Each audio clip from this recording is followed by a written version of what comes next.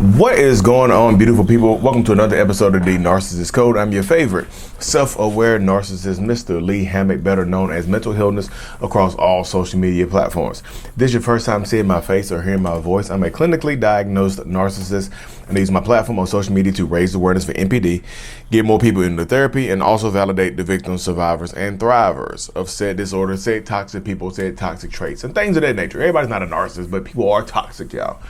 Today's episode is going to be about why some narcissists destroy you. Why do they need to make sure that you are done when they discard you and things of that nature? So let me preface this by saying that not all narcissists intentionally seek out to destroy people. This is me saying this at the beginning. I know people are going to see the title, especially other narcissists. They're going to see the title of this video and be like, no, not all narcissists do that. And like, listen to what I just said. Some. Not all. Some, not all. But people hit dogs holler, y'all. If it doesn't apply, let it fly. But you know how narcissistic people tend to take everything as a personal attack nowadays. But typically that's how it goes, though. So if you're dealing with narcissistic people, some of them do seek out to destroy you in the end. Maybe not in the beginning so much, but in the end, yes, absolutely. Some narcissistic people feel like they need to pretty much break you down, to discard you, to make sure that to reassure themselves that they are making the right decision by getting rid of you, by discarding you, by moving on. Typically, when they seek out to destroy you at the end of a relationship, typically when they're seeking out to destroy you at the end of a relationship, they already have a new supply or a new partner lined up. And so to make sure that they are making the right decision, they destroy you. They break you down financially, they break you down emotionally, they have you begging, pleading, crying for them to stay, especially if y'all have a family together or if y'all been together for an extended period of time. They'll have you begging and screaming and doing all kinds of things. You know, they will be cold and super callous as well. You know, they'll be extremely cold and callous and just be like, you know what, I'm completely done with you. You're not worth it. Look at you right now. This is why we can't be together, because you're pathetic. They will break you down in they will make you feel like you're a broken person. Sometimes it gets to the point when they do this at the end of a relationship dynamic. When they do this, it sometimes drives some people to have unaliving ideations. You know what I mean? And when you say that, if you start saying that type of stuff, it's like, I don't want to be here anymore, I'm going to do this to myself. They don't care. They'll just call you weak. They'll just say, do it. They'll antagonize you. And then if somebody does decide to take their own life due to narcissistic or toxic abuse, then the narcissist will just look at them like they're weak. Oh, that's what happened. That's why I left them. That's why I picked you. That's why I picked this new person. That's why I moved on. Some narcissists need to destroy you to make sure that they are doing the right thing in their head, to try to combat the shame. You know, this person right here might fit me better, but in order to leave this person alone, I need to make sure that this person is not who I'm supposed to be with. So they systematically break you down. They strip you down of your finances. A lot of times, y'all, this happens when a narcissistic person is in control of a lot of different things in a relationship. If they're in control of the intimacy, the affection, the finances, how everything goes on in the house. If you live in a my way or the highway type relationship dynamic with a narcissist, this is typically how it ends when they are ready to move on to someone else. You know what I mean? It just gets to that point and whatnot. It really does get to that point where people feel like they need to do this, they need to do that. You know what I mean? So I feel like if you're dealing with a narcissist, yeah, this is when they're super cold. I mean, this is when the eyes go black. This is when, you feel like you don't know this person. This is when you don't recognize them. This is when their face looks different. This is when it seems like somebody else, like an alien, has replaced your partner that you fell in love with, that you built a life together with, that you've had kids with, and things of that nature. And this is how it goes sometimes, y'all. And this is just not intimate relationship. This can be your friend. This can be a family member as well. But typically it happens in intimate relationships when you hear about it a lot. They'll literally break you down, y'all. They'll just tell you you're worthless. They'll say you're uneducated. They'll talk about your weight. They'll talk about your look, how you look. They'll talk about how much money you make or what you have to offer. They'll say you lost yourself and things of that nature. You know what I mean? It just gets to the point, my wife texts me, y'all. Y'all know I don't stop the videos. I had to respond to the wifey. But that's how it goes, though, y'all. I just feel like a lot of times narcissistic people, toxic people get into these dynamics and these mindsets where this is how it goes. You know what I mean? You have to empower yourself to make the decisions to move forward and things like that. But it just, and let me tell you this right here, y'all. When they say this, and I know it's easier said than done, I would tell you to not take it personally. But when they say things like this, that's when you have, like, don't take it personally. When they say things like this, it's way less about you and more about them, like the narcissistic person.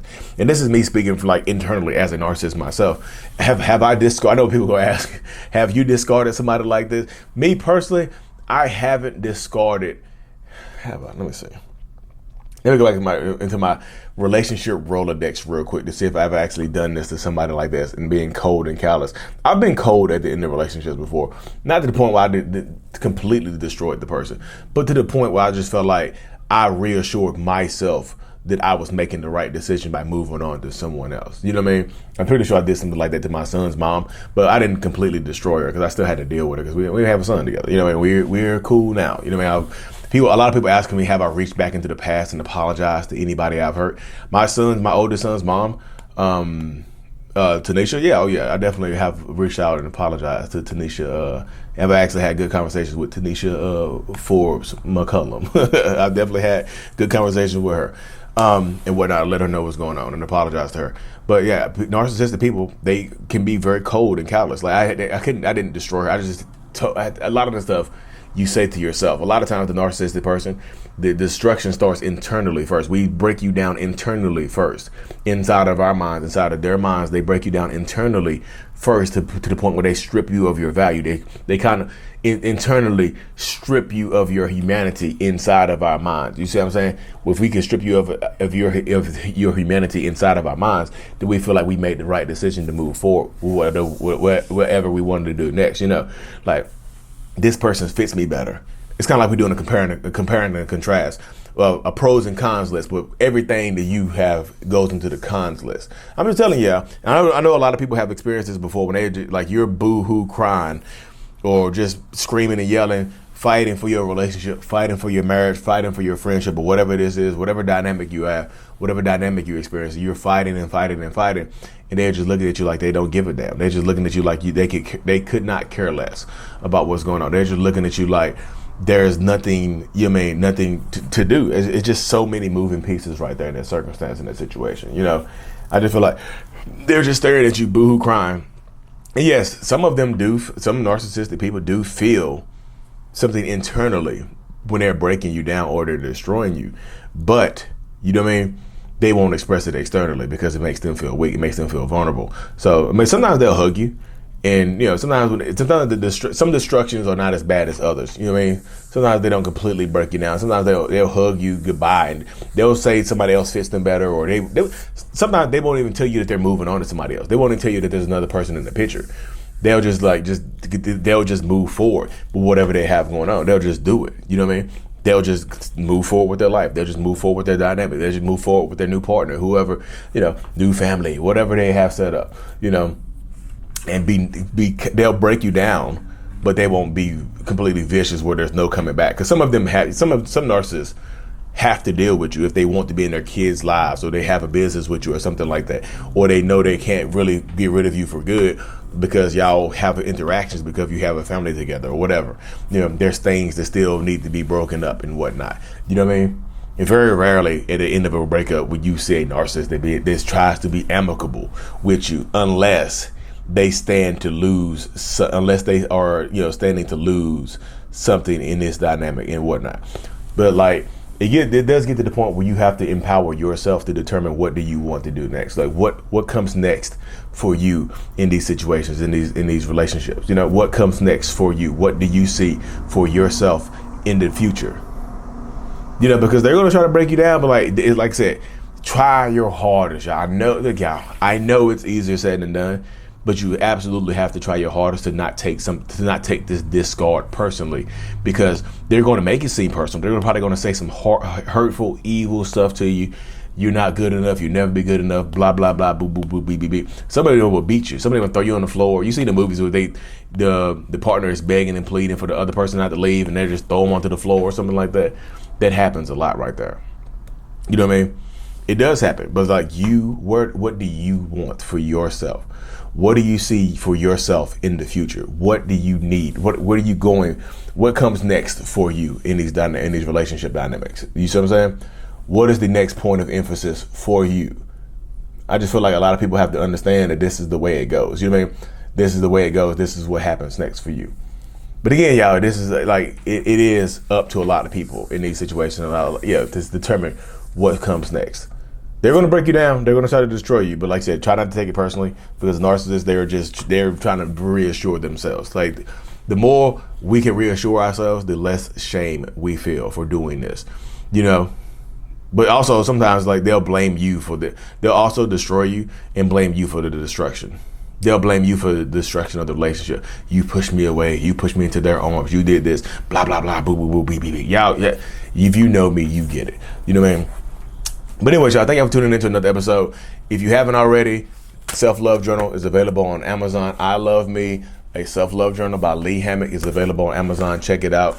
Also, if you're in the Orlando, Florida area, intense in-person workshop coming up on May the 20th in Orlando, Florida. Go to rawmotivationscoaching.com/workshop for more information about the in-person workshop in Orlando, Florida, or the link is in the description. Click the beacon link down there. Stay tuned for more.